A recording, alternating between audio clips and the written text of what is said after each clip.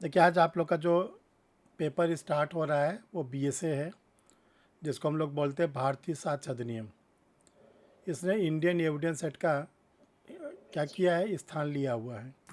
हम लोग पढ़ते थे 1872 का इंडियन एविडेंस एक्ट, वही अब बन गया है बीएसए। संदीप म्यूट करो भाई, ध्यान रखा करो आप लोग। तो जो ये हम लोग का बीएसए बना, इसको हम लोग थोड़ा सा कंपैरेटिव स्टडी करते हैं। तो देखिए, जो हम लोग का इंडियन एविडेंस एक्ट बना था 1872 में, उसको सर जेम्स स्टेफन ने ड्राफ्ट किया था। यानी उसके जो ड्राफ्टिंग किया था वो ब्रिटिशर थे, सर जेम्स स्टेफन। क्वेश्चन ये होता है कि बीएसए को किसने बनाया। तो बीएसए को जो बनाया गया है वो ध्यान रखिएगा ऑर्डिनरी बिल के द्वारा। कॉन्स्टिट्यूशन की कॉन्स्टिट्यूशन की आर्टिकल 107, कॉन्स्टिट्यूशन का जो आर्टिकल 107 है, 107 में ऑर्डिनरी बिल का जिक्र किया गया है। तो जब कभी पार्लियामेंट को कोई नया कानून बनाना होता है तो वो किसका सहारा लेता है, बिल का। तो जो बिल होता है 3 प्रकार का है, ordinary bill, money bill, finance bill. तो इसमें जो हम लोग भाग लेते हैं वो हम लोग किस में लेते हैं। आप लोग आवाज़ वगैरह आ रही है, कोई दिक्कत तो नहीं है? चलो। नहीं सर, आवाज़ तो ठीक है। नहीं, आपकी नहीं, हमारी पूछ रहे हैं। नहीं, आपकी आवाज़ सही आ रही थी। हाँ, अब हमारी चिंता आपको करिए।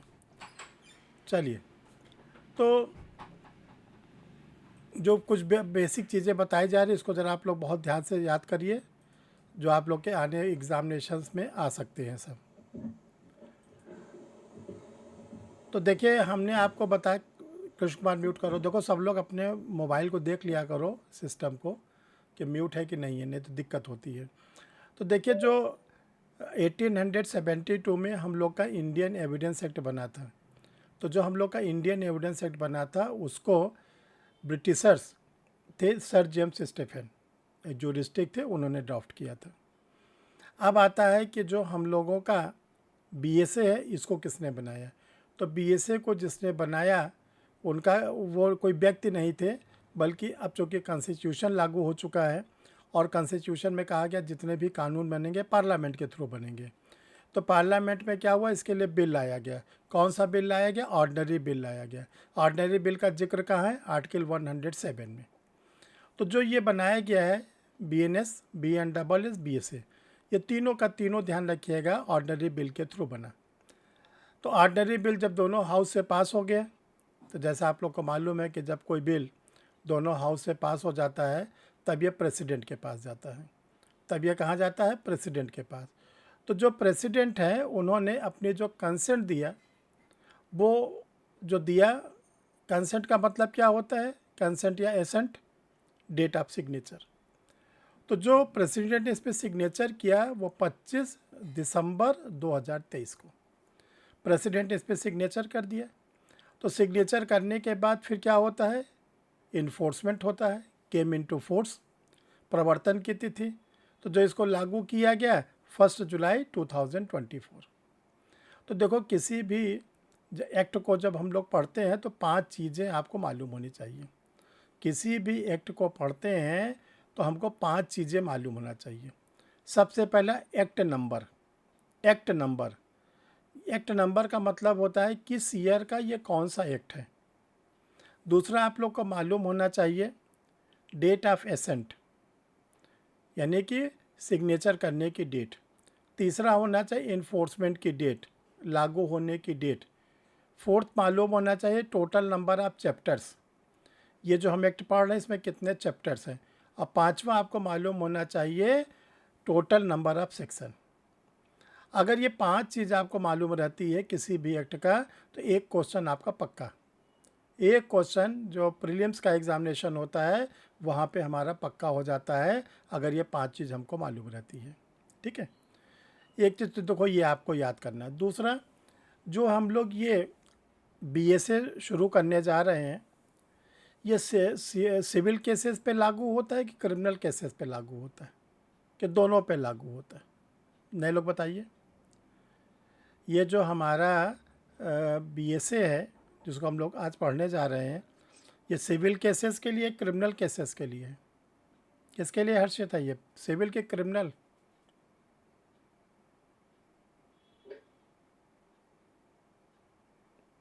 किसके लिए है? अदर ये हाँ, किसके लिए है? दोनों के लिए, दोनों के लिए।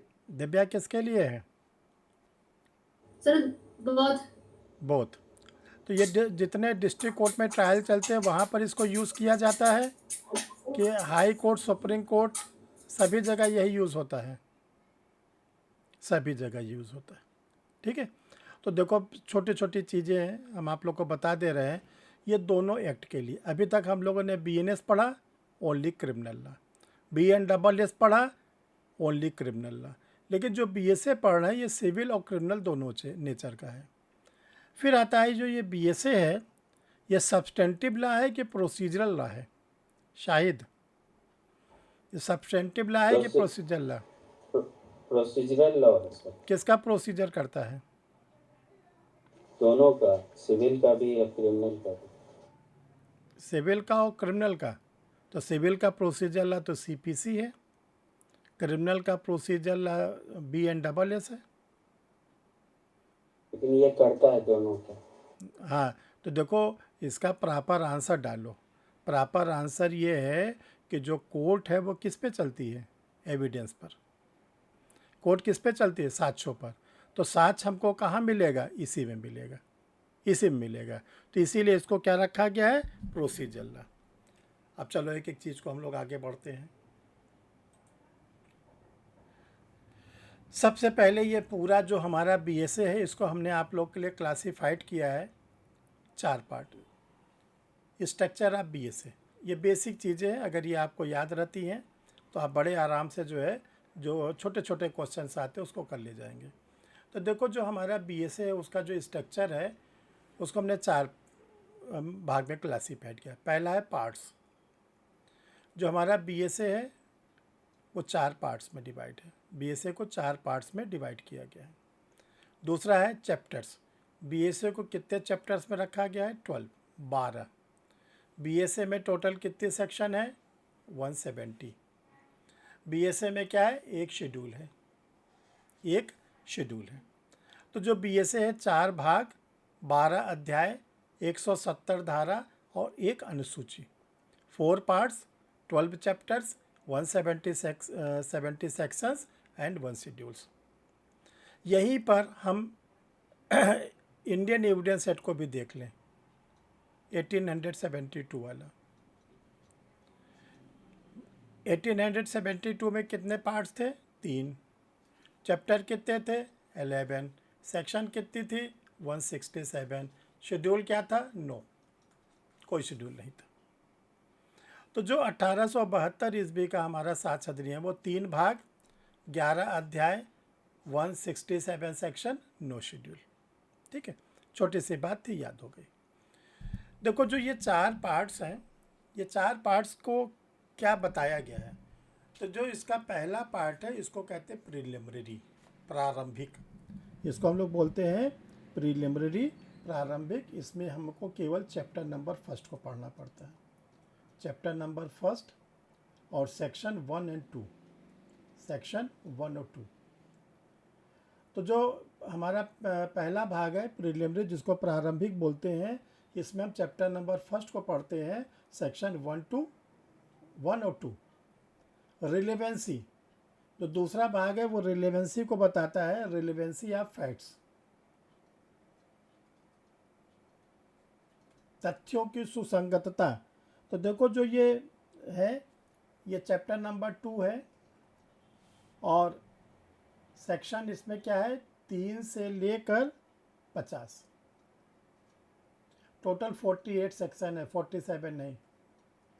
और ये ये हमारा भारतीय साक्ष्य अधिनियम का यानी BSA का सबसे बड़ा चैप्टर। रिलेवेंसी ऑफ फैक्ट जो चैप्टर नंबर 2 है, अंडर सेक्शन 3 से 50 है, जिसमें 48 सेक्शन है। ये ध्यान रखिएगा, ये सबसे बड़ा चैप्टर है। तीसरा है प्रूफ, जिसको कहते हैं सबूत। देखो सबूत पे कौन कौन से चैप्टर है? Chapter number 3, 4, 5, 6। ये कहाँ से है? अंडर सेक्शन 51 से अंडर सेक्शन 103। तो जो प्रूफ है इस पे 4 चैप्टर है, chapter number 3, chapter number 4, chapter number 5, chapter number 6। Fourth number पर आता है production and effects of evidence, साक्ष्यों का पेश किया जाना और उसका प्रभाव। इस पे जो चैप्टर्स हैं, चैप्टर नंबर 7, 8, 9, 10, 11 एंड 12। इसमें जो सेक्शन यूज होती है अंडर सेक्शन 104 से 170 तक। तो देखो 4 भाग है। पहला है प्रारंभिक प्रिलिमिनरी, इस पे एक चैप्टर नंबर 1 है, सेक्शन 1 और 2। जो रिलेवेंसी ऑफ फैक्ट्स है ये केवल एक चैप्टर है, चैप्टर नंबर 2, बट ये सबसे बड़ा चैप्टर है। इसमें 48 सेक्शंस को रखा गया है और सेक्शन 3 से लेके 50। तीसरा है proof, chapter number 3, chapter number 4, chapter number 5 and 6, section 51 से 143। फिर इसके बाद आता है लास्ट में है production and effect of evidence, chapter 7, 8, 9, 10, 11, 12। अब आता है सेक्शन। अब देखो जो अब की बार बीएसए में लाया गया शेड्यूल, बीएसए में पहली बार लाया गया है शेड्यूल, और जो ये शेड्यूल को बनाया गया है वो बनाया गया अंडर सेक्शन 63 का क्लॉज नंबर 4 का सी। जो शेड्यूल बनाया गया है वो सेक्शन 63 का सब सेक्शन 4 क्लॉज सी 63 के 4 का सी, इसके अकॉर्डिंग बनाया गया है।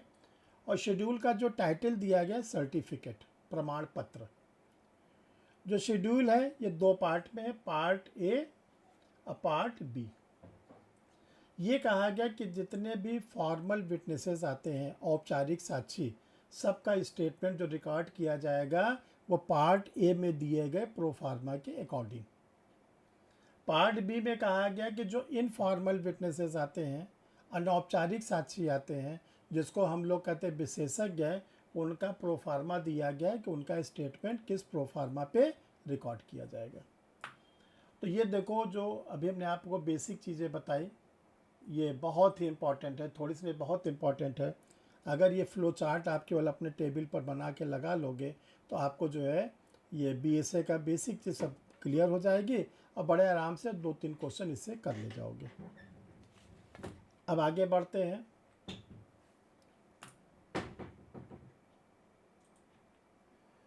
देखो अभी आप लोग को हम बोल रहे थे कि किसी भी एक्ट को आप अगर पढ़ते हैं, चाहे वो माइनर एक्ट पढ़ते हैं, चाहे लोकल लॉज पढ़ते हैं, चाहे मेजर एक्ट पढ़ते हैं, ये 5 इम्पॉर्टेंट फैक्ट्स आपके नोट्स के फ्रंट पेज पर होना चाहिए। एक क्वेश्चन आप एमसीक्यू का इससे मार ले जाओगे।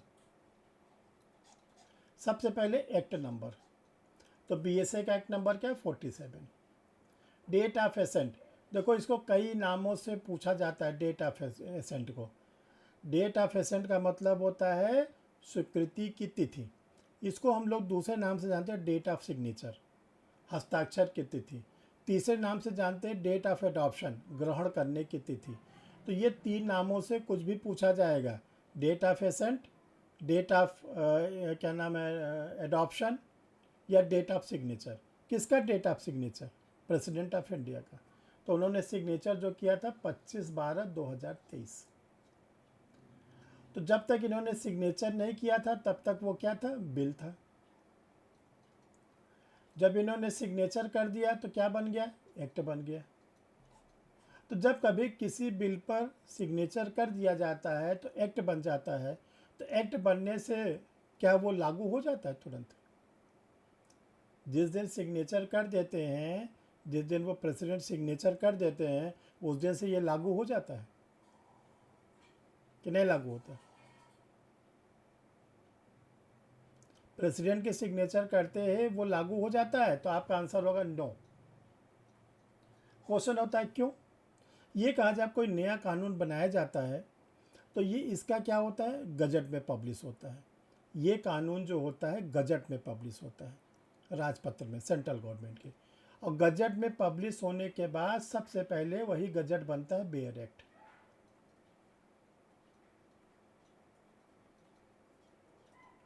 जब आप लोग बेयर एक्ट पढ़ते हो तो लिखा रहता है कि सेंट्रल गवर्नमेंट जिस दिन से इसे लागू करना चाहे, सेंट्रल गवर्नमेंट जिस दिन से इसको लागू करना चाहे, तो बेयर एक्ट बन के चला आया। तो जब बेयर एक्ट बन के आता है, जितने भी लॉ से जुड़े लोग होते हैं, एडवोकेट होते हैं, जजेस होते हैं, पब्लिक प्रोसिक्यूटर होते हैं, लॉ के टीचर होते हैं, लॉ के स्टूडेंट होते हैं, उनको ये मालूम चल जाता है इस कानून में ये प्रोविज़न रखा गया है। और इसके बाद आम जनता को बताने के लिए क्या किया जाता है, मीडिया के द्वारा लोकल लैंग्वेज में, बोलचाल की भाषा में उसका क्या किया जाता है, पेपर में, ट्रांजिस्टर में, टीवी में बताया जाता है। तो जब ये एडवोकेटों को पता चल गया, जजेस को पता चल गया, पब्लिक प्रोसिक्यूटर को पता चल गया, लॉ के टीचर को पता चल गया, लॉ के स्टूडेंट को पता चल गया, तब इसी बीच में गवर्नमेंट क्या करती है, लोकल न्यूज़पेपर में, ट्रांजिस्टर में, टीवी में इसका क्या करती है, प्रचार करती है।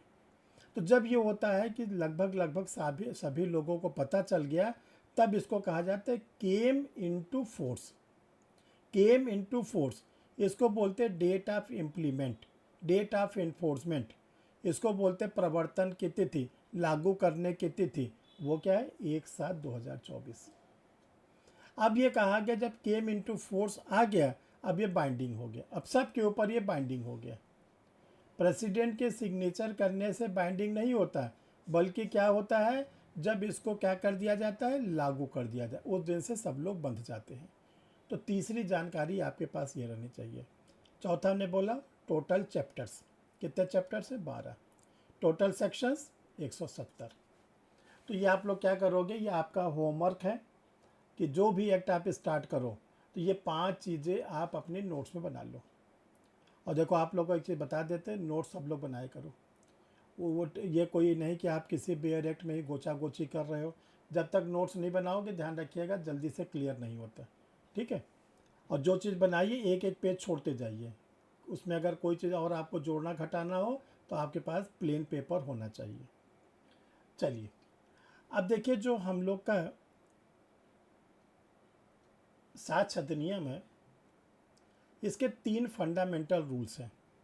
जैसे कॉन्स्टिट्यूशन में हम लोग क्या पढ़ते हैं, 6 फंडामेंटल राइट, वैसे हम लोग का जो चाहे वो इंडियन एविडेंस एक्ट था, IEA इंडियन एविडेंस एक्ट 1872 वाला, और चाहे हमारा BSA हो 2023 वाला, दोनों में ये बात कही गई थी 3 फंडामेंटल रूट, 3 मूलभूत सिद्धांत, मूलभूत सिद्धांत। तो ये ध्यान रखिएगा, एविडेंस एक्ट के या भारतीय साक्ष्य अधिनियम के 3 मूलभूत सिद्धांत है। पहला क्या कहता है, best evidence must be given in every case, best evidence must be given in every cases. Hindi में इसको कहते हैं प्रत्येक मामले में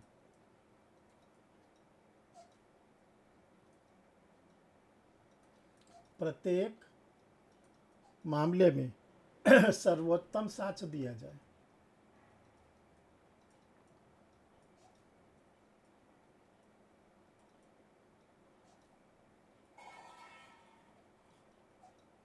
best evidence must be given in every cases, प्रत्येक मामले में सर्वोत्तम साक्ष्य दिया जाए।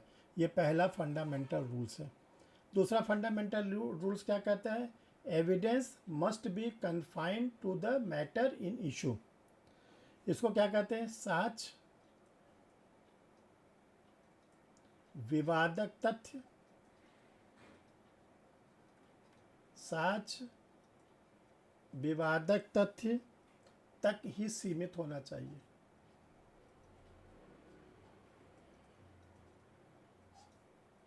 सीमित होना चाहिए। और तीसरा और अंतिम कहता है, evidence must B direct not a hearsay, साक्ष्य प्रत्यक्ष होना चाहिए, न कि सुना सुना। साक्ष्य प्रत्यक्ष होना चाहिए,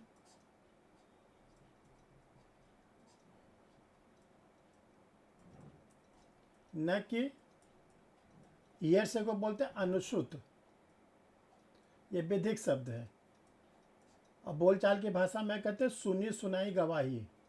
सुनी सुनाई गवाही, ये 3 फंडामेंटल रूट्स हैं। जितने भी अच्छे लायर्स होते हैं, जो प्रैक्टिशनर होते हैं, उनको ये मालूम रहता है किसी 3 को लेकर हम केस को जीत जाएंगे। उनको ये मालूम रहता है बस ये 3 चीज़ को हम पकड़े रहेंगे तो हम केस जीत जाएंगे, चाहे वो हमारा सिविल नेचर का हो चाहे क्रिमिनल नेचर का हो। पहला क्या कहता है, best evidence must be given in every cases. ये कहा गया कि प्रत्येक मामले में सर्वोत्तम साक्ष्य दीजिए, जो सबसे अच्छा आपके पास हो वो दीजिए। जैसे मान लीजिए हमारे घर पर कोई ऐसा व्यक्ति आ रहा है जो बहुत वीवीआईपी है, हमारे लिए बड़ा रिस्पेक्टेबल पर्सन है, हम उसकी बड़ी मान प्रतिष्ठा रखते हैं, तो जब हमारे घर आ रहा है तो हम क्या करेंगे? बताइए गुंजन जी, क्या करिएगा अगर आपके घर में कोई ऐसा व्यक्ति आ रहा है जो आपके लिए बड़ा सम्मानित है, ठीक है, तो आप क्या करिएगा? एक अच्छा ट्रीटमेंट दिया जाएगा, जो आदर बेस्ट, सम्मान। हाँ, जो आप बेस्ट ट्रीटमेंट उसको दे सकती हैं। आप उसके लिए अपना टाइम स्पेयर खाली रखेंगी, आप उसके खाने के लिए, रुकने के लिए, जिस भी तरह आता है, हम क्या करेंगे उसके लिए सारी जो हमसे हो सकेगा, जो हमारी कैपेसिटी है, उस कैपेसिटी के ऊपर हम उसके लिए क्या करेंगे, इंतज़ाम करेंगे, चाहे बोलचाल के रूप में, चाहे खाने पीने के रूप में, चाहे जिस रूप में। ऐसे कोर्ट कहता है, कोर्ट कहता है कि मेरे पास आइए तो बेस्ट एविडेंस लेके आइए। ये नहीं कि एक बार आप कमज़ोर वाला लाए, हमने नहीं माना, फिर आपने उससे अच्छा वाला लाया, उसको भी हमने नहीं माना, तब आपने लास्ट में निकाला अपना ट्रम्प कार्ड जो सबसे अच्छा था। तो कोर्ट कहता है इतना हमारे पास समय नहीं है। कोर्ट कहता है हमारे पास इतना समय नहीं है कि एक बार हम आपका जो है इन्फीरियर लें, फिर थोड़ा सा अच्छा लें, फिर लास्ट में जब आप मुकदमा हारने लगो तो बोलो ऐसा करिए एक हमारे पास बेस्ट है उसको ले लीजिए। कोर्ट कहता हम नहीं, आप फर्स्ट टाइम लाइए बेस्ट एविडेंस। फॉर एग्जांपल, ए के ऊपर ये एलिगेशन लगता है कि वो एलएलबी फेल है, ए के ऊपर ये एलिगेशन लगता है कि वो एलएलबी फेल है। ये कहता है कि मेरा फ्रेंड बी है, उससे आप पूछ लीजिए, मैं एलएलबी पास हूँ। बी कहता है कि ए एलएलबी पास है, कोर्ट मान लेगी? नो। बी कहता है कि हम और बी कहता है मैं और ए साथ साथ लॉ का एग्ज़ाम दिया हूँ, कोर्ट मान लेगा? नो। बी कहता है हम लोग साथ साथ अपनी मार्कशीट लेने गए थे, मान लेगा? नो। क्यों? मार्कशीट तो फेल वालों की भी मिलती है ना, कि पासे वाले की मिलती है। तो कोर्ट कहता है कि इस तरह हमको जो आप चरा रहे हो, चराइए नहीं हमको, आप चुपचाप लाइए एलएलबी की अपनी मार्कशीट या अपने एलएलबी की डिग्री मुझे दीजिए, ये बेस्ट एविडेंस है। बेस्ट एविडेंस क्या है? वो डॉक्यूमेंट्री एविडेंस है। और ये कहा गया कि व्यक्ति झूठ बोल सकता है, डॉक्यूमेंट झूठ नहीं बोलता। आप लाइए अपने जो आपके एलएलबी की डिग्री है या एलएलबी की मार्कशीट ला दे दीजिए। अगर आपने अपनी एलएलबी की डिग्री दे दिया, आपके ऊपर एलिगेशन लगा था कि आप एलएलबी फेल हो, तो अब कोर्ट आपसे कोई एविडेंस और मांगेगी? नहीं मांगेगी। अपोजिट पार्टी कहता है कि इनके एलएलबी की डिग्री फर्जी है, तो कोर्ट ये कहा जाता है वो प्रूफ करे।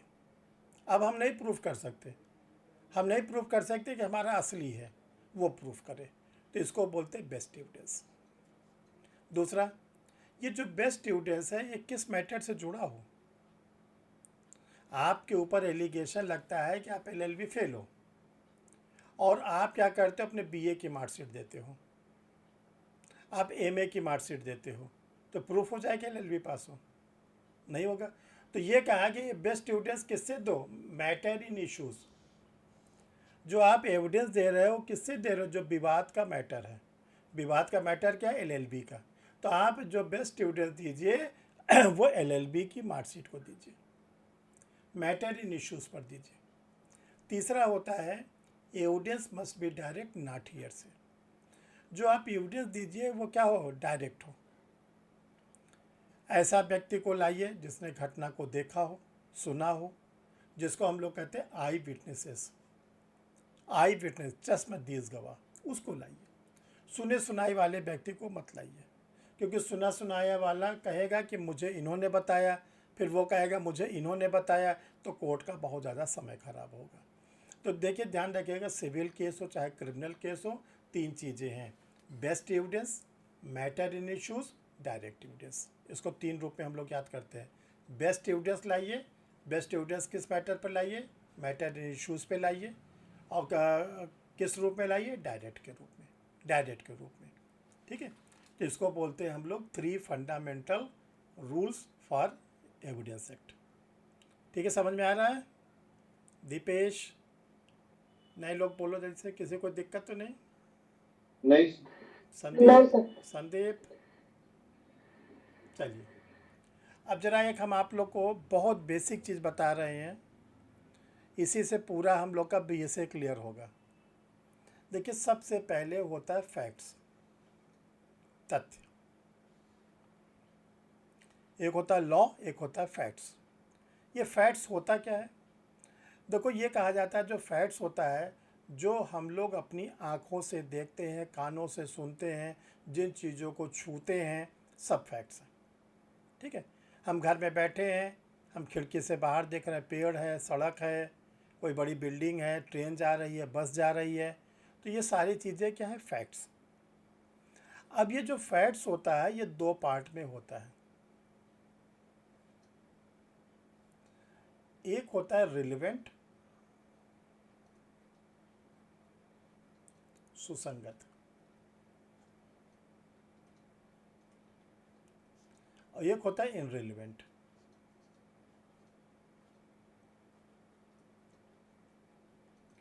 असंगत।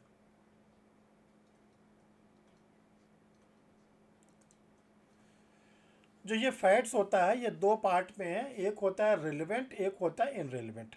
जैसे आप लोग देखते होंगे, समाज में, घर में, परिवार में ऐसे लोग होते हैं, कुछ लोग ऐसे होते हैं, जब वो बोलते हैं तो लोग उनकी बात को बड़े ध्यान से सुनते हैं, और उनकी जो बातें होती हैं उसको अपने लाइफ में जोड़ते भी हैं।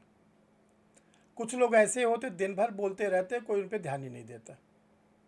आपके फ्रेंड भी हो सकते हैं इसी श्रेणी में, आपके रिलेटिव भी हो सकते हैं, फैमिली मेम्बर भी हो सकते हैं, आसपास के कोई व्यक्ति भी हो सकता है। ठीक है, कि जब वो बोलते हैं तो वो क्या होता है? रिलेवेंट होता है। तो अब देखो, जो फैक्ट्स हैं, ये फैक्ट्स को रिलेवेंट कैसे बनाया जाए? ये फैक्ट्स को रिलेवेंट कैसे बनाया जाए? तो रिलेवेंट बनाने के लिए कहा गया, जो फैक्ट आप ला रहे हो कोर्ट में, वो फैक्ट किसके अंतर्गत आना चाहिए? अंडर सेक्शन 3 से 50 के अंदर, बीएसए। आपका जो फैक्ट हो वो धारा 3 से लेके 50 के अंतर्गत आना चाहिए। आप जब फैक्ट, जैसे प्लेन ड्राफ्ट करते हो, तो प्लेन में क्या होता है? केवल फैक्ट्स दिया जाता है, लॉ के बातों को नहीं दिया जाता। तो एडवोकेट बोलेंगे कि जो मैं फैक्ट्स दे रहा हूँ वो बीएसए के सेक्शन 3 पर है, 4 पर है, 5 पे है, 50 पे है। तो हमको क्या करना है? अपने फैक्ट को सेक्शन 3 से 50 के अंदर लाना है। अगर आप अपने फैक्ट्स को 3 से 50 के अंदर लाते हो, तो जो कोर्ट होती है आपके फैक्ट को क्या मान लेगी? रिलेवेंट। आपके फैक्ट को क्या मान लेगी? रिलेवेंट। लेकिन अगर आपका फैक्ट्स आपने 3 से 50 के अंतर्गत नहीं उसको ला पाए, तो वो हो जाएगा इनरेलीवेंट। अब जो फैक्ट आपका इनरेलीवेंट हो गया, वो आगे बढ़ेगा? अब वो कोर्ट में आगे बढ़ेगा? बताइए सपना, आगे बढ़ेगा वो? अब रोक दिया जाएगा, रोक दिया जाएगा। जैसे हम लोग, अगर कोई हमसे क्या करता है? इनरेलीवेंट टॉक करता है, ठीक है, तो हम उसको 1-2 मिनट सुनते, बाद में उससे बोल देते हैं कि नहीं नहीं, अब हमको ये सब मत बताइए। दैनिक जीवन में भी हम लोग मना कर देते हैं, डेली की रूटीन में जो चीज़ें हमसे नहीं जुड़ी हुई है तो हम क्या उसको सुने। लेकिन कुछ चीज़ें ऐसी होती है जिसको हम लोग बड़े ध्यान से सुनते हैं। जैसे इसमें क्लास चल रही है, तो जो क्लास चल रही है, हम भी फैक्ट्स आपको बता रहे हैं, लॉ के सारे प्रोविज़न के फैक्ट्स बता रहे हैं, एग्जाम्पल के साथ बता रहे हैं। तो ये जो आपको लेक्चर दिया जा रहा है वो रिलेवेंट है कि इनरेलीवेंट है? आपके लिए लाभकारी है कि आपके लिए घातक है? लाभकारी है। अच्छा, अगर मान लो कोई आतंकवादी संगठन है और उसका मुखिया ऐसे बता रहा हो तब वो रिलेवेंट है कि इनरेलीवेंट है? इनरेलीवेंट है, irrelevant. वो घातक है, वो घातक है, क्योंकि वो क्या कर अपराध के बारे में बता रहा है। तो जब कभी कोई फैक्ट अंडर सेक्शन 3 से 50 के अंदर आ जाता है तो रिलेवेंट हो गया। ठीक है, इतनी बात क्लियर है। अब देखिए, जब हमारा कोई फैक्ट रिलेवेंट बन जाता है, रिलेवेंट, तो इसको हम लोग क्या बोलते हैं एडजेक्टिव फॉर्म में? एडजेक्टिव फॉर्म बोलते हैं रिलेवेंसी। हमने फैक्ट की रिलेवेंसी फिक्स करा ली, सुसंगतता। ठीक, कोर्ट कहती है ठीक है, आपके फैक्ट्स को हम मान लिए।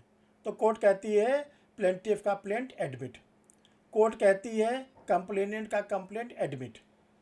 ठीक, अब हमने क्या किया, इसको रिलेवेंसी में फिक्स करा लिया, सुसंगतता बना लिया। अब हमको इसका क्या करना है, अगला स्टेप कोरोबरेशन।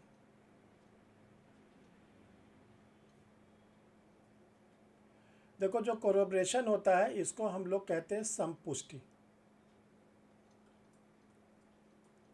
या इसको हम लोग कहते हैं मिलान करना, मिलान करना। अब देखिए, ये ध्यान रखिएगा, अभी हमने बताया कि कोर्ट क्या किस पे चलती है, साक्ष्यों पर। आप चाहे जितना बक बक बक बक कोर्ट में बोलिए, कोर्ट कुछ मानेगा नहीं आपकी बात को, जब तक कि आप उस पर कोई एविडेंस नहीं देते। अब हमको क्या करना है, अपने इस रिलेवेंट फैक्ट को, जिसको हमने रिलेवेंसी बनाई है, इसका मिलान कराना है, कोरोबरेशन कराना है। अगर ये कोरोबरेट हम करा ले गए तो हमारा रिलेवेंट फैक्ट में, रिलेवेंट फैक्ट किस में बन जाएगा, रिलेवेंट फैक्ट हमारा बन जाएगा एडमिसिबिलिटी, एडमिसिबल हो जाएगा, एडमिसिबल, एडमिसिबल, जिसको कहते हैं ग्राह्यता, ग्राह्य हो गया, ग्राह्य हो गया। तो अब क्वेश्चन ये उठता है, ये रिलेवेंट फैक्ट को हम कैसे कोरोबरेट कराएं, कैसे इसका मिलान कराएं, रिलेवेंट फैक्ट को क्या क्या करें कि वो एडमिसिबल हो जाए, क्योंकि जब तक एडमिसिबल नहीं होगा तब तक हमारा केस हमारे फेवर में नहीं जा पाएगा। अब आता है कैसे रिलेवेंसी को हम एडमिसिबिलिटी में बदलें। ध्यान से देखो आप लोग, कैसे रिलेवेंसी को हम एडमिसिबिलिटी में बदलें। देखो ध्यान से, हमने पहुंचाया एडमिसिबिलिटी तक, सॉरी, हमने पहुंचाया रिलेवेंट फैक्ट। रिलेवेंट फैक्ट को एडजेक्टिव फॉर्म में बोलते हैं रिलेवेंसी, रिलेवेंट फैक्ट्स हमने पहुंचाया, जिसको अभी हमने आपको बोला कि इसको आप रिलेवेंसी भी कह सकते हो। सुसंगत तथ्य को हमने क्या किया, सुसंगतता बना दिया। अब हमसे कहा गया कि आप इसको मिलान कराइए, कोर्ट कहता है कि आप इसको कोरोबरेट कराइए। कोरोबरेट को बोलते हैं संपुष्टि, बोलचाल में कहते हैं मिलान करिए। जैसे आप लोग अपने दैनिक जीवन में क्या करते हो, झूठ बोलते हो, सही बोलते हो, कुछ बोलते हो, खासकर जब ज़्यादा झूठ बोलते हो तो क्या कहते हो, अच्छा इनसे पूछ लीजिए, और इनसे पूछ लीजिए किसके बारे में आप कहते हैं, जो आपका बड़ा पेट आदमी है, यानी आप अगर उससे पूछवाओगे तो आपको वही बोलेगा जो आप चाहते हो। यहाँ पे देखो दूसरी चीज़ है, ये कहा गया रिलेवेंट फैक्ट को हम कोरोबरेट करने का तरीका है 7। रिलेवेंट फैक्ट को हम कोरोबरेट कर सकते हैं 7 तरीक़ों से। ये 7 तरीका क्या है, सबसे पहला होता है ओरल एविडेंस,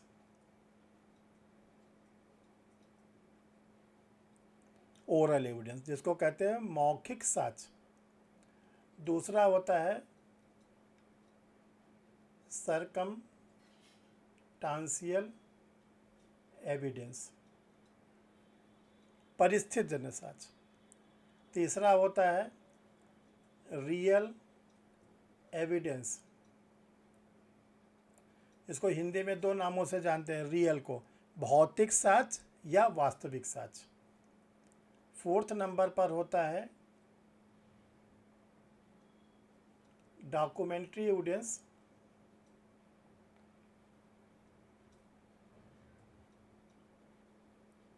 जिसको कहते हैं दस्तावेजी साक्ष्य। फिफ्थ नंबर पर होता है प्राइमरी एविडेंस,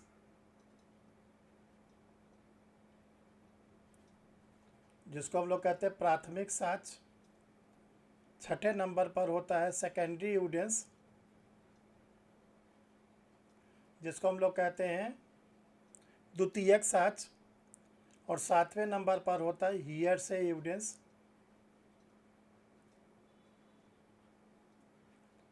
जिसको हम लोग कहते हैं अनुश्रुत साक्ष्य या सुनी सुनाई गवाही। देखो, 7 के अलावा 8वां कोई नहीं है। जितने भी, ध्यान रखिएगा, प्रेजेंट टाइम में आईटी एक्ट के बाद जितने एविडेंस आए हुए हैं, जितने भी डीएनए टेस्ट, ये सब रियल में आते हैं। तो आप रियल में एक ब्रैकेट में लिख लेना, जितना भी लेटेस्ट साइंस एंड टेक्नोलॉजी का, लेटेस्ट जितने भी साइंस एंड टेक्नोलॉजी का है, सब जाता है कहाँ पे? रियल में। ठीक है, भौतिक साक्ष्य के रूप में। अब हमने जिन चीज़ को रिलेवेंट बनाया है, इसका कोरोबरेट कराइए, चाहे 1 से कराइए, चाहे 2 से कराइए, चाहे 3 से कराइए, चाहे 4 से कराइए, चाहे 5 से कराइए, और चाहे 6 से कराइए, और चाहे 7 से कराइए। ये आपको फ्री कर दिया गया कि आप चाहे जिससे कराओ। यहाँ पे क्वेश्चन ये उठता है कि इसमें बेस्ट कौन है। ये 1 से 7 में से किससे हम करा दें कि कोर्ट अब हमसे कुछ न पूछे, कोर्ट हमारी बात को मान जाए। तो ये ध्यान रखिएगा, नंबर 4 जो होता है वो बेस्ट होता है। डॉक्यूमेंट्री एविडेंस, डॉक्यूमेंट्री एविडेंस जो होता है बेस्ट एविडेंस होता है।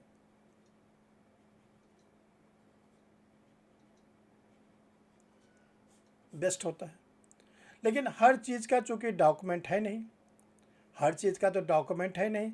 जैसे मान लो चोरी हुई है, तो चोरी में हम आप क्या कर सकते हैं? चोरी में हम केवल विटनेसेस को ही तो कोर्ट में ला सकते हैं, डॉक्यूमेंट तो कोई ला नहीं सकते। अगर ऐसा मैटर है जिसमें कि डॉक्यूमेंट्री एविडेंस पॉसिबल नहीं है, तब नंबर 2 पे आता है ओरल।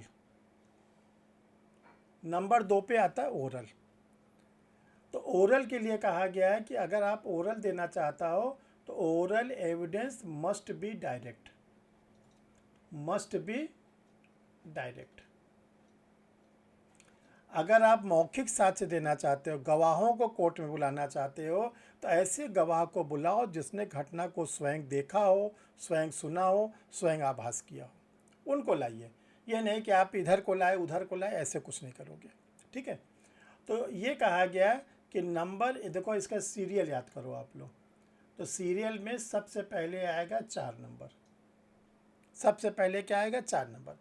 अगर 4 नंबर को आप कोर्ट में लाते हो तो ये ध्यान रखना है बेस्ट एविडेंस है। अब ये जो 4 नंबर है ये 5 और 6 में बटा हुआ है। जो 4 नंबर है वो 5 और 6 में बटा हुआ है। 5 क्या कहता है? ऐसा डॉक्यूमेंट आप जो लाते हो जो ओरिजिनल है, ऐसा डॉक्यूमेंट लाते हो जो ओरिजिनल कॉपी में है। तो जो ओरिजिनल कॉपी में डॉक्यूमेंट लाते हो उसको हम बोलते हैं प्राइमरी। ऐसा डॉक्यूमेंट जो सर्टिफाइड कॉपी लाते हो, जो फ़ोटो कॉपी लाते हो, कार्बन कॉपी लाते हो, उसको हम कहते हैं सेकेंडरी। उसको हम कहते हैं सेकेंडरी। जैसे हम लोग लॉ में बेयर एक्ट पढ़ते हैं, लॉ में हम लोग टेक्स्ट बुक पढ़ते हैं, लॉ में हम किसी के नोट्स पढ़ते हैं या अपना नोट्स पढ़ते हैं। अगर हमारे पास बीएनएस का बीएसए, जो हम लोग बीएसए पढ़ रहे हैं, हमारे पास बीएसए के 3 चीज़ें हैं। Number 1 bare act, number 2 text book किसी ऑथर्स की, और नंबर 3 पे जो हमने अपना नोट्स बनाया है। हमने नोट्स बनाया या हमने किसी का नोट्स लिया है, परचेज किया है, ये 3 चीज़ें हैं। तो अगर हमको बिहार के एपीओ पे जो प्रोविज़नल आंसर की आया है, हमको उस पर ऑब्जेक्शन फाइल करना है। हमको बिहार के एपीओ के प्रोविज़नल आंसर की पे ऑब्जेक्शन फाइल करना है। तो हम किसका क्या नाम है रेफरेंस देंगे? अपने नोट्स का, कि टेक्स्ट बुक का, कि बेयर एक्ट का? किसका हम सहारा लेंगे ताकि वो एग्ज़ामिनर के जो कमेटी है वो एक्सेप्ट कर ले? तो किसी भी लॉ के प्रोविज़न का बेयर एक्ट क्या होता है? बेरेट क्या होता है? Primary evidence. प्राइमरी एविडेंस किसी भी लॉ के मैटर पर किसी आथर्स की टेक्स्ट बुक क्या होती है? सेकेंडरी होती है। और जो हम नोट्स बनाते हैं, नोट्स परचेज करते हैं, ये क्या है? प्राइमरी की सेकेंडरी? जो हम लोग नोट्स बनाते हैं या नोट्स परचेज करते हैं वो प्राइमरी है कि सेकेंडरी? सेकेंडरी। कुछ नहीं है, नो प्राइमरी नो सेकेंडरी, ये है प्राइवेट डॉक्यूमेंट। प्राइवेट डॉक्यूमेंट, निजी आपका है डॉक्यूमेंट। आप अपना, आपको बहुत भरोसा है, आप अपने भरोसे पर रखिए, इसको नहीं मानता। तो ये ध्यान रखिएगा कि अगर हमको कोई मुकदमा जीतना है, अपनी रिलेवेंसी को हमको कोरोबरेट कराना है और कोरोबरेट करा के एडमिसिबिलिटी को लाना है। एडमिसिबिलिटी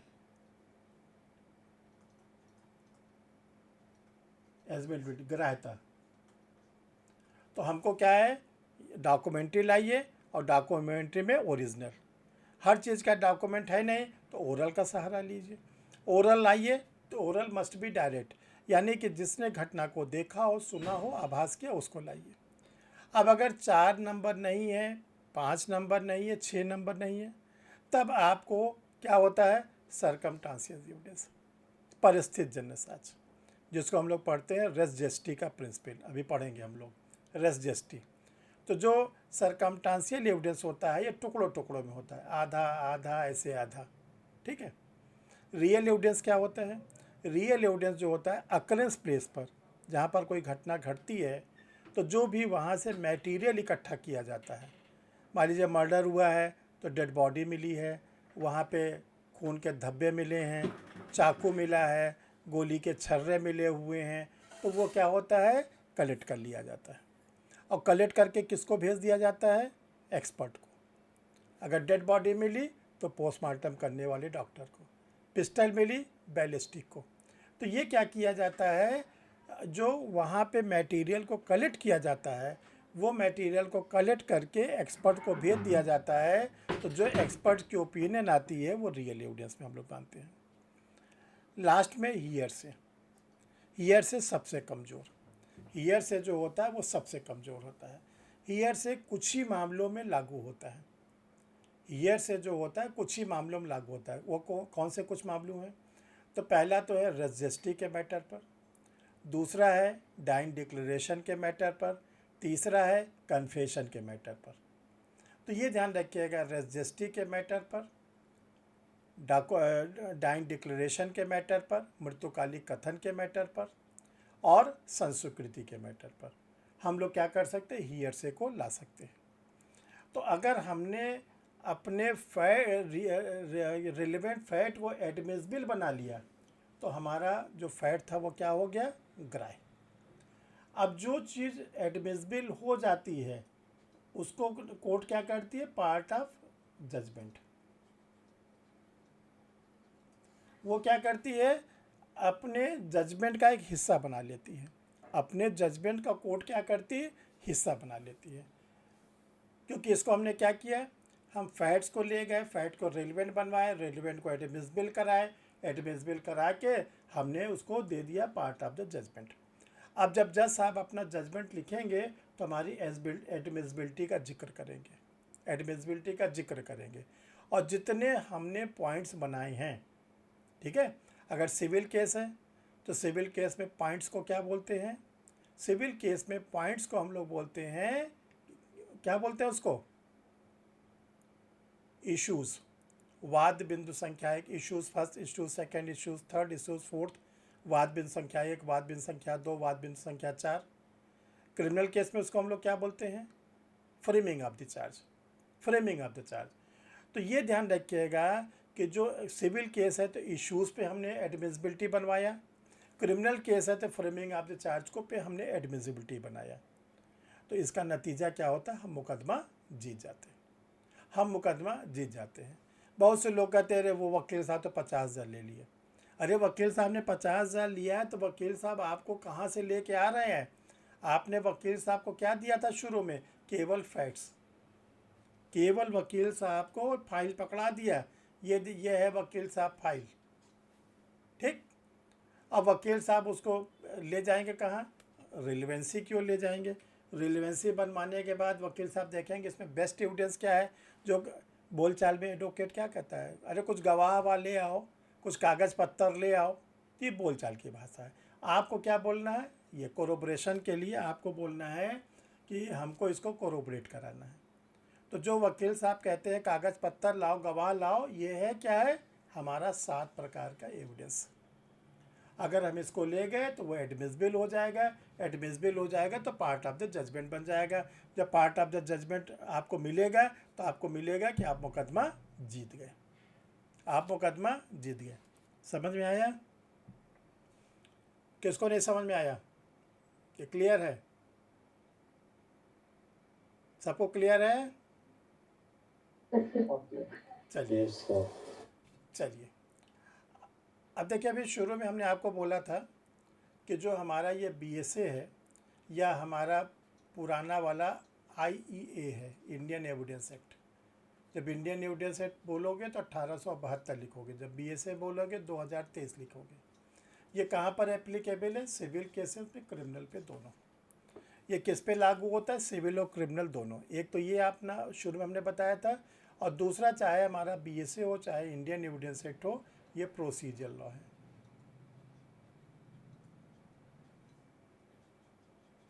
देखो जो प्रोसीजर लॉ है उनकी संख्या 4, उनकी संख्या 4 मेजर फॉर्म में। कौन कौन से प्रोसीजर लॉ हैं, सीपीसी, बीएनएस जिसको हम लोग सीआरपीसी भी कहते थे, तीसरा BSA oblique Indian evidence act, और फोर्थ नंबर है लिमिटेशन एक्ट। लिमिटेशन एक्ट, ये 4 को याद कर लो, ये प्रोसीजर लॉ है। और सब्सटेंटिव लॉ बहुत ढेर सारे हैं, Hindu law, Mohammedan law, Indian contract act, BNS, ठीक है। तो उसकी संख्या तो निश्चित नहीं की जा सकती, लेकिन इसको हम आप लोग के लिए 4 पार्ट में बांध दे रहे हैं, भूलना नहीं। लिमिटेशन एक्ट भी जो है प्रोसीजर लॉ है। आगे बढ़ते हैं। अब देखो जो कोर्ट में 2 मिनट जरा, आप लोग आ रहे हैं।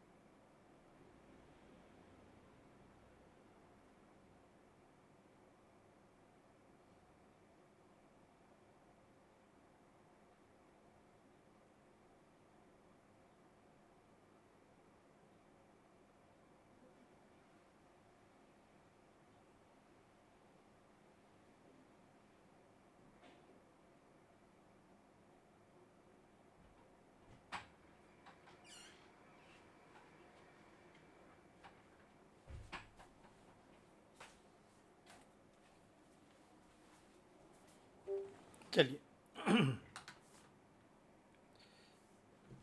अब देखिए लास्ट में एक चीज़ हम लोग को ये जानना है कि जब कोर्ट में केस चलता है, चाहे वो सिविल नेचर का चले चाहे क्रिमिनल नेचर का चले, तो वहाँ पे 3 चीज़ आप लोग को मिलती है, ठीक है ना। वो 3 क्या क्या चीज़ें मिलती हैं। एक चीज़ों को हम लोग बोलते हैं बर्डन ऑफ प्रूफ, सबूत का भार। दूसरे को हम लोग बोलते हैं ओनस, इसको पूरा इसका नाम है plea of onus, plea of onus दूसरा। तीसरा हमको लोग को कोर्ट मिलता है प्रिजम्पशन, उपधारणाएं। तीन चीज़ें जो है आपको कोर्ट में मिलेंगी, बर्डन ऑफ प्रूफ, सबूत का भार, प्ली ऑफ ओनस, साबित करने का भार, और प्रिजम्पशन, उपधारणाएं। तीन चीज़ें मिलेंगी। किन किन मैटर पर हमको बर्डन ऑफ प्रूफ के अंदर बांधा जाता है कोर्ट में, किन किन मैटर पर हम ओनस का लाभ ले सकते हैं, और किन किन मैटर पर प्रिजम्पशन का लाभ मिलता है। तीनों चीज़ एक नहीं है, पहले तो ये ध्यान रखना, तीनों चीज़ बिल्कुल अलग अलग हैं, कोई सिमिलरिटीज़ नहीं है तीनों में, बिल्कुल सब अलग अलग हैं। तो देखो, हम आपको बताना चाहते हैं कि जो बर्डन ऑफ प्रूफ होता है, चाहे वो सिविल केस हो चाहे वो क्रिमिनल केसेस हो, 90% केसेस में बर्डन ऑफ प्रूफ चलता है। 90% केसेस में बर्डन ऑफ प्रूफ चलता है। 5% केसेस जो होते हैं वो प्ली ऑफ ओनस के होते हैं, और रिमेनिंग 5% जो होते हैं वो प्रिजम्पशन के केस होते हैं। ये तो पहले हम आपको ये बताना चाहते हैं कि प्ली ऑफ ओनस कब लिया जाता है और कब प्रिजम्पशन लिया जाता है, ठीक है। और जब आपको पता चल जाएगा प्ली ऑफ ओनस, साबित करने का भार, और प्रिजम्पशन, उपधारणा, जब पता चल जाएगी तो जो बचेगा वो चला जाएगा सब बर्डन ऑफ प्रूफ में। तो देखो, सबसे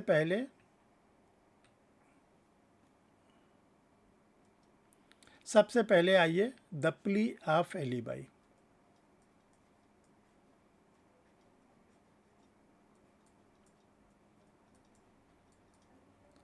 इसको बोलते हैं साबित करने का भार। ओनस में सर पहली बार अरे हाँ यार, प्ली ऑफ ओनस,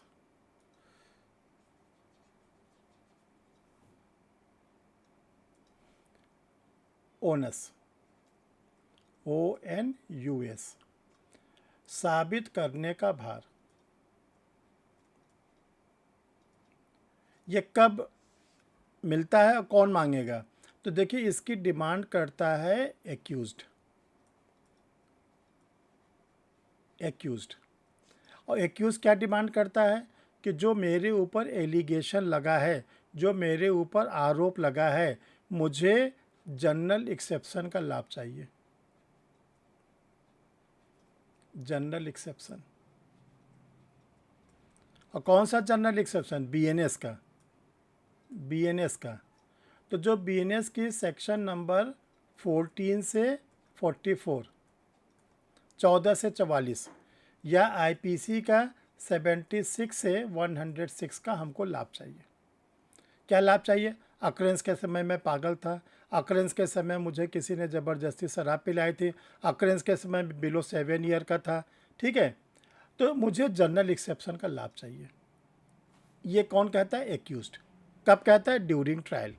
ट्रायल के समय, जैसे ट्रायल स्टार्ट होता है, एक्यूज के एडवोकेट कहते हैं ट्रायल कोर्ट से कि मुझे प्ली ऑफ ओनस का बेनिफिट चाहिए। कोर्ट कहता है बताइए।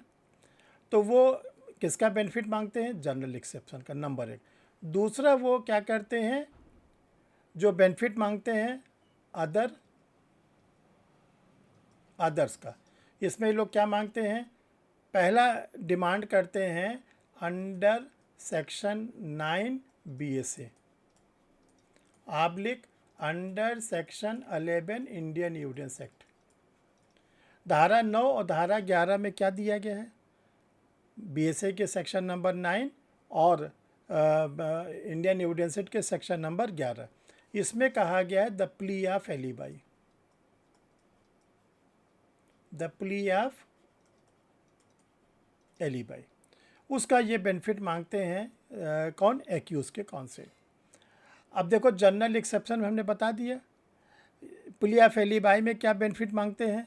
एक्यूज का काउंसिल कहता है कि जिस समय ये अक्रेंस हुआ था, जिसमें मेरे क्लाइंट को एक्यूज बनाया गया था, वो अक्रेंस प्लेस से 200 किलोमीटर दूर था। मेरा क्लाइंट अक्रेंस प्लेस से 200 किलोमीटर दूर था, 100 किलोमीटर दूर था। ये उसे फॉल्स रूप में फंसाया गया, फर्जी FIR है। तो कोर्ट का था आप प्रूफ करिए, आप प्रूफ करिए। तो एक्यूज के काउंसिल को क्या करना पड़ता है? साबित करना पड़ता है। जो भी वो बेनिफिट लेना चाहते हैं, चाहे जनरल एक्सेप्शन का बेनिफिट लेना चाहते हैं और चाहे वो किसी अदर्स लॉ का बेनिफिट लेना चाहते हैं, उसके लिए कहा गया कि आप डिमांड कर रहे हो, ठीक है, कोर्ट कहता है आप इसको साबित करिए। अगर ये साबित कर ले गए, अगर ये साबित कर ले गए तो एक्यूज पर्सन को कर दिया जाता है डिस्चार्ज, ठीक। लेकिन अगर नहीं साबित कर पाए तब ट्रायल कंटिन्यू, ट्रायल आगे कंटिन्यू करेगा, ट्रायल आगे चलेगा। ये नहीं कि उनको फिर सज़ा दे दी जाएगी। एक्यूज पर्सन ने अगर किसी भी जनरल एक्सेप्शन का या किसी भी सेक्शन का बेनिफिट मांगा तो कोर्ट कहता है साबित करिए, ओनस करिए। साबित कर दिए तो एक्यूज पर्सन को डिस्चार्ज कर दिया जाएगा, नहीं साबित करेंगे ट्रायल कंटिन्यू चलेगा। तो ये ध्यान रखिएगा, जो ओनस होता है ये एक्यूज मांगता है किसी जनरल एक्सेप्शन का या किसी अदर लॉ का बेनिफिट, राइट। अब चलो, समझ में आ रहा है ना सबको? देखो ये सब रिपीट नहीं हो पाया। कृष्ण कुमार,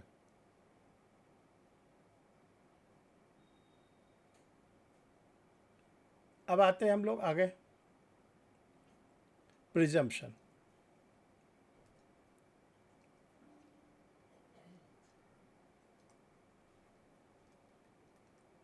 उपधारणा, ये ध्यान रखिएगा जो उपधारणा होती है ये केवल किसको मिलती है? वुमेन्स के अगेंस्ट जितने ऑफेंस होते हैं, जितने भी अपराध अगेंस्ट वुमेन होते हैं, महिलाओं के विरुद्ध अपराध, जैसे rape, sexual harassment, dowry death,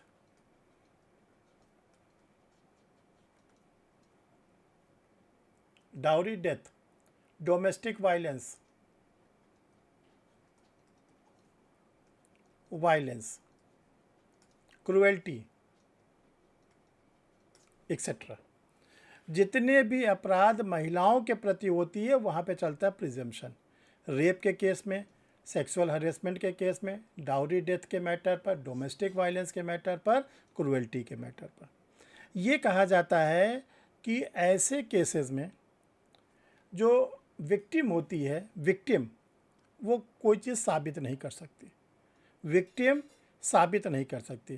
जैसे मान लो किसी भी महिला के साथ रेप होता है तो ये कहा जाता है कि वो कैसे साबित करे कि मेरे साथ रेप हुआ है, क्योंकि रेप कोई पब्लिक प्लेस पर तो होता नहीं, न ऐसा होता है कि उसकी सीसीटीवी कैमरा बनता है, ऐसा तो कोई होता नहीं। तो ये कहा जाता है कि ये सब जो ऑफेंस होता है, डोमेस्टिक वायलेंस है, घर के भीतर ही उसके साथ वायलेंस हो रहा है, ठीक है, डाउरी डेथ है, घर वाले उसको जला डाले, तो ऐसे केसेस में कहा गया कि वो महिला जिसका नाम ले लेगी, वो महिला जिसका नाम ले लेगी, जैसे रेप का केस है, रेप के केस में क्या है, जिस लेडीज़ के साथ रेप होता है उसको केवल दो काम करना है।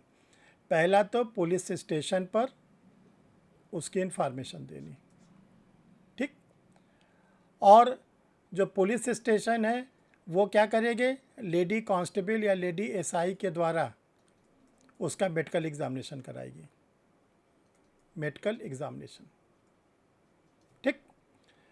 उसने क्या किया, विक्टिम ने जाकर पुलिस स्टेशन में फाड़ दिया कि मेरे साथ एक्स नामक जेंट्स ने बलात्कार किया, रेप किया, पुलिस स्टेशन पर एफआईआर हो गई। इसका क्या होगा, मेडिकल एग्जामिनेशन होगा, मेडिकल एग्जामिनेशन के बाद ये लेडी डॉक्टर के द्वारा कराया जाएगा, लेडी पुलिस लेके जाएगी। अब रिपोर्ट आ गई, मेडिकल रिपोर्ट आ गई, मेडिकल रिपोर्ट में आ गया कि इसके साथ जो है सेक्सुअल इंटरकोर्स हुआ है, ठीक। तो ये जो एफआईआर प्लस मेडिकल रिपोर्ट है, ये कोर्ट ये प्रिज्यूम कर लेगी, कोर्ट ये प्रिज्यूम कर लेगी कि एक्स ने इसके साथ रेप किया, एक्स ने इसके साथ रेप किया, प्रिज्यूम कर ली, उपधारणा बना ली, ठीक है। अब ये एक्स को डिफेंस लाना है, एक्स को बचाव लाना है कि मैंने रेप नहीं किया। अदरवाइज कोर्ट तो मान के बैठ गई कि ये जो है रेप किया किसने किया है, एक्स ने किया है, ठीक है। तो ऐसे ऑफेंस जो प्रिजम्पशन के होते हैं ये केवल किसको दिया गया है, वुमेन्स को, इनको डिफेंस करने के लिए, क्योंकि ये अपने केस में नहीं ला पाती एविडेंस। और एक केस पढ़ लीजिएगा आप लोग, Tukaram versus state of Maharashtra, 1978 का है, Tukaram versus state of Maharashtra 1978 का है। एक लेडीज़ के साथ थाने पर लगातार 3 दिन पुलिस वालों ने रेप किया और उस समय रेप जो था प्रिजम्पशन में नहीं था, उसमें बर्डन ऑफ प्रूफ में था। अंत में क्या हुआ, ट्रायल कोर्ट बिना एविडेंस के उस लेडीज़ को लेडीज़ ने कोई अपने फेवर में एविडेंस नहीं प्रोड्यूस कर पाई, तो ट्रायल कोर्ट ने सारे पुलिस वालों को बाइज्जत बरी कर दिया था। ठीक है, तभी से रेप को प्रिजम्पशन में डाल दिया गया 1983 से। अब जरा आइए वापस हम आगे बढ़ यही बताते। अब आता है बर्डन ऑफ प्रूफ।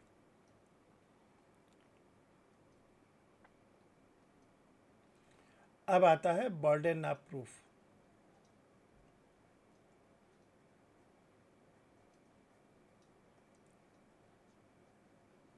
इसको बोलते हैं सबूत का भार।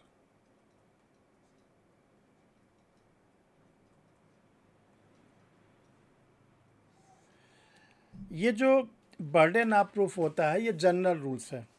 ये क्या है, किसी भी मामले को प्रूफ करने के लिए जनरल रूल्स है। किसी भी मामले को प्रूफ करने के लिए ये क्या है, जनरल रूल्स है। तो जब जनरल रूल्स है तो ये रूल्स कहाँ से गवर्न होता है, तो ये रूल्स जो गवर्न होता है ये किस सेक्शन से गवर्न होता है, ये हम आप लोग को नोट करा दे रहे हैं। Under section 104 and 105 BSA, under section 101 and 102 Indian evidence act. ये इन दोनों सेक्शन से गवर्न होता है बर्डन ऑफ प्रूफ। तो बर्डन ऑफ प्रूफ क्या है, अगर आपको बर्डन ऑफ प्रूफ को जानना है तो वो क्या है,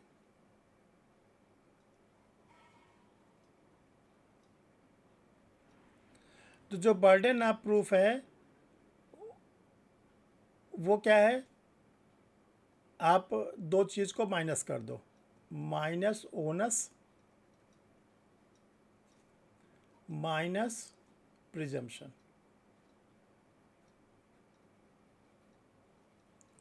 ऐसा मामला जिसमें साबित करने के भार का जिक्र न हो, ऐसा मामला जिसमें उपधारणा का जिक्र न हो, उनको हटा दीजिए। बाकी सब में क्या चलता है, बर्डन ऑफ प्रूफ।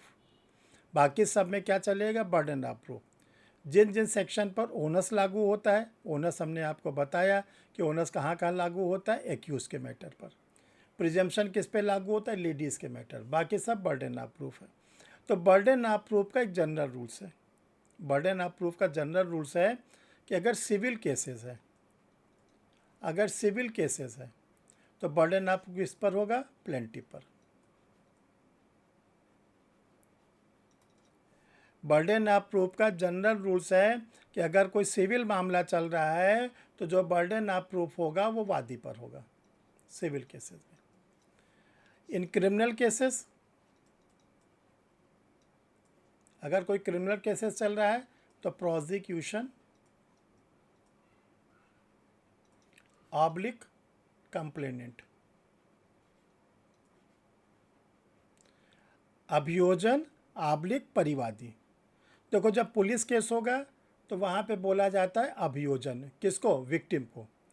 और अगर पुलिस केस नहीं है तो उसको बोला जाता है कंप्लेनेंट, परिवादी। तो जनरल रूल्स ये है कि सिविल मामलों में बर्डन ऑफ प्रूफ होता है प्लेंटिफ पर, क्रिमिनल केसेस में बर्डन ऑफ प्रूफ होता है प्रोसिक्यूशन पर। ये तो देखो जनरल रूल्स है। एक छोटे से शब्द में हम आपको बर्डन ऑफ प्रूफ को बता दे रहे हैं।